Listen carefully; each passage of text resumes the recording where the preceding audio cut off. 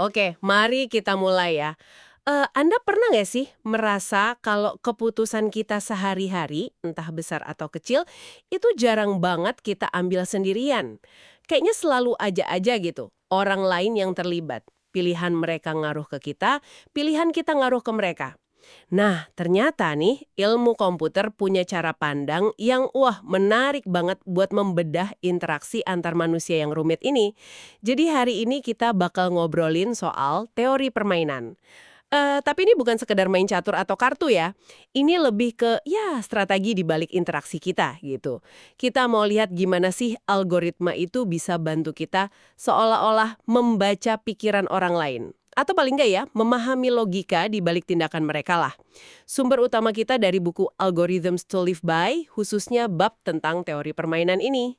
Betul sekali. Dan ini relevan banget loh buat Anda semua.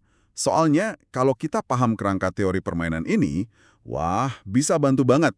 Mulai dari navigasi obrolan sehari-hari, dinamika kantor yang kadang bikin pusing kepala, sampai memahami isu-isu sosial yang skalanya lebih besar. Ini tuh lebih dari sekedar pakai feeling atau tebak-tebakan aja. Ada logikanya. Nah, itu dia. Jadi iya, misi kita kali ini tuh mau bongkar gimana sih interaksi strategis ini sebetulnya bekerja. Kenapa ya kadang aturan yang kelihatannya simple malah bikin hasil yang rumit, atau malah ya merugikan semua orang yang terlibat. Oke deh, siap ya. Mari kita bedah ini lebih dalam. Kita mulai dari ide dasarnya dulu kali ya. Jadi, banyak situasi dalam hidup kita ini ternyata bisa dilihat sebagai semacam permainan. Maksudnya permainan di sini, hasil akhirnya itu tidak cuma ditentukan oleh apa yang Anda lakukan sendiri, tapi juga oleh apa yang pemain lain lakukan. Saling terkait gitu. Iya, ada analogi klasik nih dari ekonom John Maynard Keynes yang menurut saya ngena banget. Soal kontes kecantikan. Bayangin deh, Anda diminta milih, katakanlah, 6 wajah tercantik dari 100 foto. Tapi pemenangnya itu bukan yang pilihannya paling tepat menurut juri ahli gitu, bukan? Pemenangnya adalah yang tebakannya paling dekat sama pilihan rata-rata semua peserta lain. Nah, apa coba yang terjadi? Di kepala Anda pas diminta milih gitu. Wah, langsung kepikiran. Berarti saya nggak bisa asal milih yang menurut saya pribadi paling cantik dong. Saya harus mikir, kira-kira orang lain tuh bakal pada milih siapa ya? Terus mikir lagi, orang lain itu mikirin nggak ya kalau saya lagi mikirin pilihan mereka? Aduh, jadi muter-muter gini ya mikirnya, berlapis-lapis. Tepat sekali. Itu dia inti dari pemikiran rekursif dalam teori permainan. Anda mikirin apa yang dipikirin orang lain, yang mana orang lain itu juga lagi mikirin apa yang orang lain pikirin. Terus saja gitu. Dan ini bukan cuma soal kontes foto fiktif tadi loh. Kita sering banget lakuin ini. Pas investasi saham misalnya, bukan cuma nilai intrinsik perusahaannya, tapi gimana persepsi pasar soal nilai itu kan? Pas nebak tren mode, atau bahkan, ya ampun, pas milih kata-kata biar nggak salah ngomong dalam percakapan, kita terus-terusan mencoba membaca dan antisipasi pikiran orang lain. Oke, saya mulai nangkep nih kerumitannya. Tapi seringkali kan kalau semua orang cuma fokus sama kepentingannya sendiri-sendiri, hasil akhirnya malah jadi jelek buat semua. Saya pernah dengar istilah price of anarchy, itu apa ya maksudnya? Nah, price of energy itu semacam biaya atau kerugian lah ya yang muncul karena nggak ada koordinasi. Jadi ini ngukur seberapa jauh sih lebih buruknya hasil akhir kalau semua orang main egois aja, dibanding kalau ada semacam aturan atau kerjasama yang bisa mengarahkan ke hasil yang lebih baik buat bareng-bareng. Konsep ini nyambung banget sama yang namanya tragedi milik bersama atau tragedy of the commons, istilah dari Gareth Hardin. Tragedi milik bersama. Itu yang contohnya padang rumput desa itu, Kak? Betul-betul. Bayangin, ada padang rumput punya desa. Bisa dipakai semua peternak. Terus tiap peternak mikir gini, kalau saya nambah 1 sapi lagi, kayaknya nggak akan ngaruh banyak lah ke rumputnya secara keseluruhan. Tapi untung buat saya pribadi kan lumayan. Logis kan, kalau dipikir dari sudut pandang satu peternak. Tapi masalahnya, kalau semua peternak mikirnya sama persis kayak gitu, dan nambah sapi terus, ya lama-lama padang rumputnya gundul, habis, nggak bisa dipakai lagi sama sekali. Kepentingan rasional jangka pendek tiap individu malah menghancurkan sumber daya bersama untuk jangka panjang. Itu dia tragedinya. Dan ini bukan cerita doang loh ya, kita lihat di mana-mana. Isu lingkungan itu contoh paling gampang. Dulu ada bensin bertimbal, lebih murah kan? Tapi ya akibatnya udara kita tercemar semua. Sekarang isu perubahan iklim. Tiap negara atau industri mungkin mikir, kontribusi emisi saya kan kecil aja dibanding total global. Duluan, susah kan? Dilema skala besar ini. Terus kalau contoh di dunia kerja gimana? Buku ini nyebut soal kebijakan cuti tanpa batas ya yang ada di beberapa perusahaan teknologi. Itu kan kedengarannya bagus banget ya, fleksibel gitu. Tapi kok bisa jadi masalah? Nah, iya. Ini menarik nih. Kalau dilihat dari kacamata teori permainan, kebijakan yang niatnya baik itu bisa tanpa sengaja malah menciptakan semacam perlombaan ke dasar atau race to the bottom. Kenapa bisa gitu? Karena karyawan mungkin jadi ragu-ragu mau ambil cuti. Mereka nggak mau kelihatan jadi yang paling santai atau dianggap kurang komit dibanding rekan kerja lain. Apalagi kalau di kantor itu ada persaingan internal buat naik jabatan gitu. Jadi saling lirik deh. Si A ambil cuti berapa lama ya? Nanti bos lihat nggak ya kalau saya sering cuti? Kalau nggak ada patokan yang jelas dan semua orang cenderung main aman, ya standarnya jadi rendah banget. Akhirnya malah jadi nggak ada yang berani ambil cuti yang cukup buat beneran istirahat dan recharge. Nah, ini yang disebut keseimbangan yang buruk atau lousy equilibrium. Semua orang bertindak rasional dari sudut pandangnya, tapi hasil akhirnya malah nggak bagus buat kesehatan mental atau produktivitas semua. Tapi bukannya kebijakan itu juga bisa dilihat sebagai tanda kepercayaan dari perusahaan ke karyawan ya? Untuk bisa ngatur waktunya sendiri. Terus di mana titik baliknya sampai jadi race to the bottom tadi? Apa pasti selalu berakhir buruk gitu? Pertanyaan bagus itu. Tentu nggak selalu berakhir buruk. Dan ya, niat awalnya pasti baik soal kepercayaan itu. Titik baliknya itu terjadi ketika persepsi soal kompetisi internal jadi lebih kuat, lebih dominan gitu, daripada rasa aman psikologis buat ngambil hak istirahat. Kalau budaya perusahaannya sangat kompetitif, atau misalnya cara evaluasi kinerja itu secara nggak langsung menghukum orang yang sering cuti, nah resiko race to the bottom jadi gede banget. Kuncinya ya diimplementasi sama budaya kerja yang dibangun di sekitar kebijakan itu.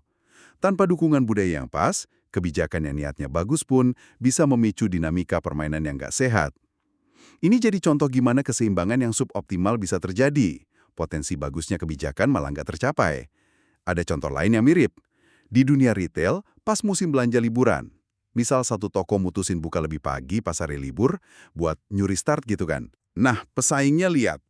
Wah, gawat nih kalau pelanggan pada lari ke sana semua. Akhirnya mereka ikut-ikutan buka lebih pagi juga. Terus saja gitu. Sampai akhirnya semua toko buka pagi-pagi buta. Mungkin sampai mengorbankan waktu libur karyawannya sendiri cuma demi nggak kalah saing. Lagi-lagi, ini sebuah keseimbangan yang mungkin sebenarnya nggak diinginkan siapapun kalau mereka bisa koordinasi bareng, tapi ya terpaksa dijalanin karena tekanan kompetisi. Oke, jadi kita lihat ya banyak situasi yang bisa berakhir di keseimbangan buruk kayak gitu. Kalau gitu apakah kita ya udah pasrah aja atau ada cara buat memperbaikinya? Tadi Anda sempat nyebut soal koordinasi, tapi kan itu sering kali susah ya? Nah, disinilah konsep keren namanya desain mekanisme atau mekanisme desain masuk. Ini idenya kuat banget nih. Daripada kita cuma utak-atik insentif atau iming-iming dalam permainan yang strukturnya udah ada, kita coba ubah aturan mainnya itu sendiri. Aturan fundamentalnya. Mengubah aturan mainnya, bukan cuma nambahin hadiah atau bonus gitu. Kenapa itu bisa lebih efektif? Contoh Evernote tadi kan, yang kasih bonus $1.000 buat karyawan yang ambil cuti, itu kan ngubah insentif, tapi katanya kurang efektif ya? Betul. Bonus $1.000 itu kan mengubah hadiahnya ya, tapi mungkin nggak mengubah inti permainannya. Kalau karyawan masih ngerasa ada perlombaan yang nggak kelihatan, buat dianggap paling loyal demi promosi yang nilainya mungkin jauh lebih gede dari $1.000, ya bonus gitu mungkin nggak cukup kuat buat ngubah perilaku mereka secara signifikan. Mereka tetap aja main di game yang sama. Pokoknya jangan sampai kelihatan kalah rajin dari si A atau si B. Jadi, insight pentingnya di sini, seringkali jauh lebih efektif kalau kita mengubah aturan main fundamentalnya. Misalnya, ya menghilangkan persepsi persaingan soal cuti itu, mungkin dengan menetapkan jatah minimal yang wajib diambil, atau mengubah cara evaluasi kinerja. Itu lebih nendang daripada sekedar nambah iming-iming dalam permainan yang strukturnya udah bermasalah dari awal. Ada cara lain yang juga kuat banget buat mengubah struktur permainan, terutama dari potensi konflik jadi kerjasama, yaitu lewat komitmen. Buku ini ngasih contoh yang sangat personal. Cinta dalam sebuah pernikahan. Cinta Sebagai sebuah komitmen emosional yang dalam, itu mengubah dinamika hubungan. Dari yang tadinya mungkin punya potensi, seperti dilema tahanan, di mana selalu ada godaan untuk egois kalau kita nggak percaya sama pasangan, menjadi sebuah permainan kerjasama yang cenderung stabil. Kenapa? Karena komitmen emosional itu bikin biaya kalau kita berkhianat jadi sangat tinggi secara personal. Kita nggak mau nyakitin orang yang kita cintai, dan kita percaya dia juga nggak mau nyakitin kita. Jadi, kesetiaan itu malah jadi pilihan yang paling rasional buat kedua pihak. Seperti kata buku ini, kebahagiaan adalah kuncinya, komitmen itu seolah mengunci kedua pemain dalam strategi kerjasama. Wah, menarik banget ya. Gimana komitmen emosional bisa jadi semacam aturan main baru yang kuat. Dan buku itu juga bilang kalau kita bisa memilih partner kita dalam permainan ini ya. Maksudnya gimana tuh? Ya, ini bagian yang cukup unik. Dalam banyak permainan hidup, kita kan nggak bisa milih siapa pemain lainnya ya. Lawan tanding atau rekan kerja misalnya. Tapi dalam hubungan personal kayak pernikahan, Anda punya kesempatan emas buat memilih rekan bermain Anda. Atau kalau kakek istilah metaforis di bukunya, partner in crime, yaitu seseorang yang Anda percaya punya komitmen yang sama dan nggak akan berkhianat. Jadi, memilih partner yang tepat itu sendiri udah bagian dari strategi untuk memastikan permainannya nanti berjalan kooperatif. Wah, oke. Nah, sekarang kita geser sedikit ke fenomena lain nih yang sering banget kita lihat sehari-hari, ikut-ikutan. Saya jadi ingat deh, zaman kuliah dulu, rasanya kalau mau milih tempat makan atau bahkan tempat nongkrong, seringnya cuma lihat mana yang lagi rame aja. Kenapa sih kita gampang banget gitu ya ikut tren? Atau kenapa bisa terjadi bubble di pasar saham? Apa karena kita semua ini sebenarnya nggak rasional ya? Nah, ini dia. Ternyata, nggak selalu karena irasionalitas loh. Ada penjelasan yang cukup logis, namanya information cascades, atau rangkaian informasi. Ini terjadi ketika orang mulai lebih mendasarkan keputusannya pada tindakan orang lain, sambil cenderung mengabaikan informasi pribadi yang mungkin dia punya. Contoh restoran tadi pas banget. Anda lagi di kota asing, lihat ada dua restoran sebelahan. Restoran A ramai banget, restoran B sepi. Informasi pribadi Anda soal rasa dua restoran ini, nol. Tapi keramaian di A itu jadi semacam sinyal publik. Anda mikir, wah pasti enak nih, buktinya ame. Terus Anda masuk ke A. Nah, orang berikutnya yang lewat, dia lihat A tambah rame karena ada Anda di sana. Plus dia lihat Anda barusan milih A. Sinyal publiknya jadi makin kuat buat dia. Dia ikut masuk A juga, mungkin sambil mikir, wah udah dua orang ini milih A, pasti beneran enak. Padahal bisa jadi Anda berdua sama-sama nggak tahu apa-apa soal rasanya. Begitu terus orang berikutnya lihat lagi, dan seterusnya. Membentuk rangkaian. Jadi kayak efek bola salju gitu ya, informasi dari apa yang orang lain lakukan jadi lebih kuat daripada informasi yang kita punya sendiri meskipun informasi orang lain itu juga mungkin cuma ikut-ikutan dari orang sebelumnya lagi.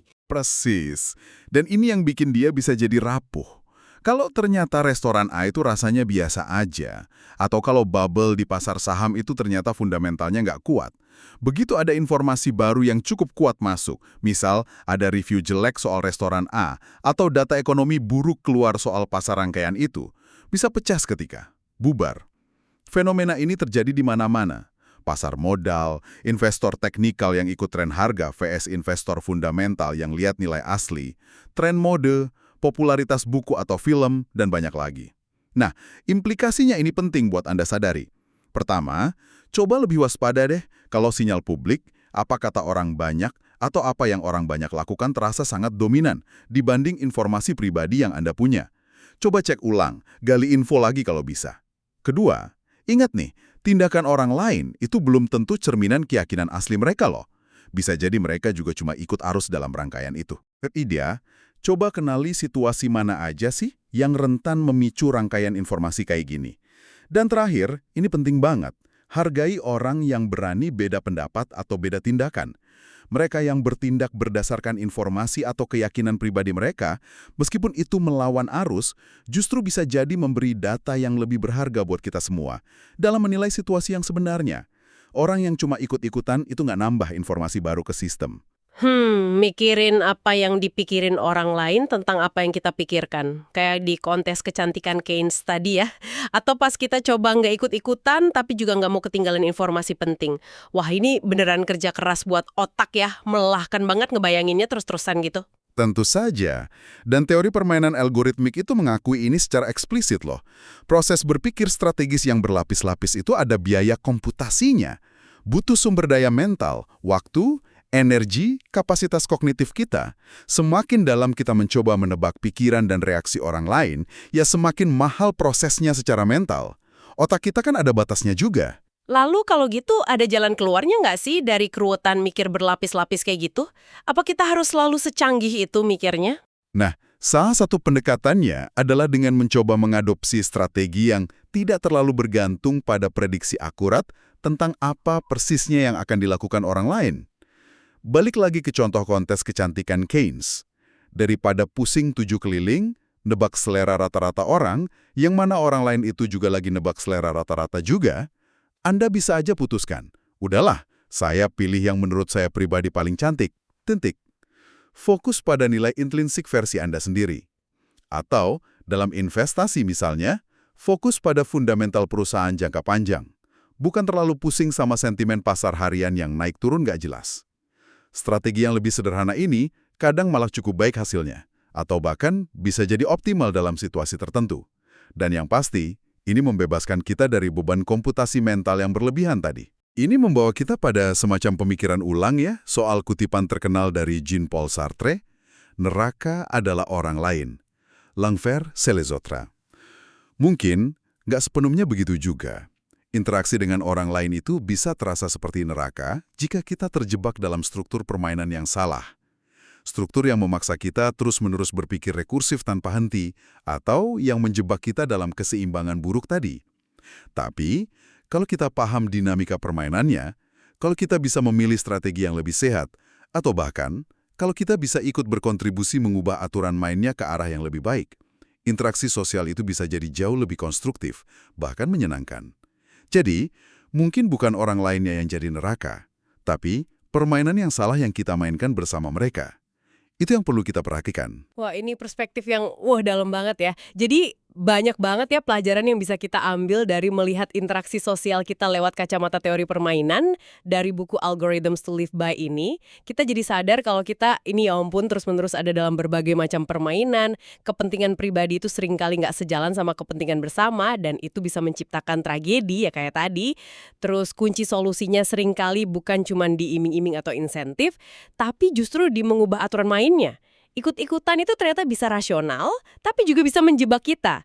Dan mikir strategis terus-terusan itu ada batas dan biayanya. Bener-bener cara pandang baru buat saya pribadi. Iya, poin utamanya memang bukan soal gimana caranya menang atau kalah dalam permainan hidup ini ya. Pemahaman ini lebih bertujuan untuk membantu Anda jadi lebih bijak aja saat berinteraksi. Mengenali pola-pola ini, kapan Anda mungkin lagi terjebak dalam tragedi milik bersama, kapan Anda mungkin lagi ikut arus information cascade, kapan kita perlu mikirin mekanisme desain atau ngubah aturan ini semua, bantu kita memahami sistem sosial yang ada di sekitar kita dengan lebih baik. Dan harapannya sih, dengan pemahaman itu, kita bisa membuat pilihan yang lebih baik. Nggak cuma buat diri sendiri, tapi juga buat orang lain di sekitar kita. Ini semacam toolkit lah ya, buat berpikir lebih jernih di dunia yang penuh interaksi kompleks ini. Setuju banget. Nah, sebagai penutup nih, mungkin ini sesuatu buat Anda renungkan. Lain kali Anda lagi ada dalam rapat penting, atau pas lagi bikin keputusan bareng-bareng dalam kelompok, atau pas lihat ada tren baru yang lagi viral banget, atau bahkan sesimpel pas lagi tawar-menawar di pasar, coba deh ambil jeda sejenak. Tanyakan ke diri sendiri, ini sebenarnya permainan apa ya yang lagi saya mainkan di sini? Apa aturan main yang nggak tertulis? Apa aja insentif tiap orang yang terlibat? Jangan-jangan saya lagi tanpa sadar ikut lomba ke dasar nih. Atau malah saya lagi terjebak kontes kecantikan gaya Keynes, terlalu pusing nebak pikiran orang lain. Mengenali jenis permainannya, itu udah langkah awal yang penting banget untuk bisa bermain dengan lebih cerdas dan mungkin ya, lebih manusiawi juga. Sesuatu untuk direnungkan, bukan?